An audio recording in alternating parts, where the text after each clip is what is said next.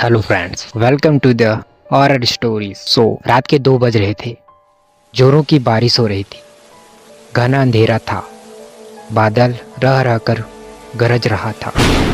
थोड़ी थोड़ी देर पर बिजली चमकती तो आसपास की चीजें दिखाई पड़ती थी, अन्यथा हाथों को हाथ दिखाने भी मुश्किल था। झारखंड के घाटी सिल स्टेशन के बाहर रामदीन अपना ऑटो लगाए सवारी का इंतजार कर रहा था।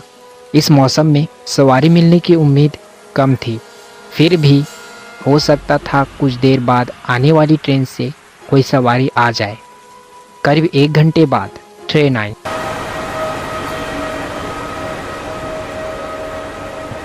थोड़ी देर बाद बिजली चमकने पर 18-20 वर्ष की मॉडर्न सी लड़की कंधे पर एक बैग लटकाए बाहर निकलती दिखी।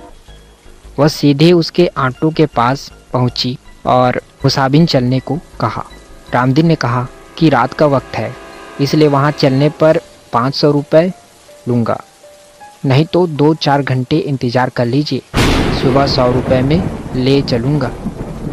लड़की बोली, अभी 200 रुपये रखो, बाकी वहां पहुंचकर दूंगी, और ऑटो पर बैठ गई। रामदीन ने ऑटो बढ़ा दिया। करीब आधा घंटे बाद वह एक मकान के बाहर लड़की ने गाड़ी रुकवाई और घर से पैसे लेने की बात कहकर अंदर चली गई।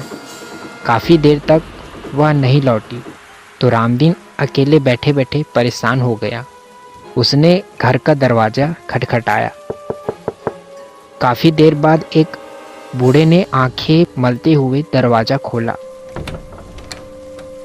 उसने पूछा, कौन हो तुम और इतनी रात को किस लिए आए हो? रामदीन बोला, जो अभी मैम साहब थोड़ी देर पहले आई है ना, उन्होंने मेरा पूरा भाड़ा नहीं दिया है।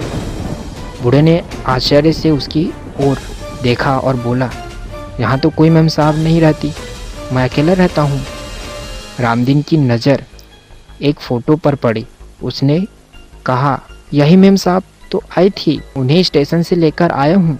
बूढ़े ने उसे आश्चर्य से देखा, फिर बोला, इस लड़की को मरे 8 साल हो गए हैं। देखो फोटो पर माला डला हुआ है, ये मेरी पोती थी, ये कैसे आ सकती है? रामदीन के होश उड़ गए। वह चुपचाप अपने ऑटो के पास पहुंचा और उसने देखा कि सीट पर 100-100 के 3 नोट रखे थे। उसने नोट जेब में रखा और वहां से बेतहाशा भागा। उस दिन से उसने रात में ऑटो चलाना छोड़ दिया।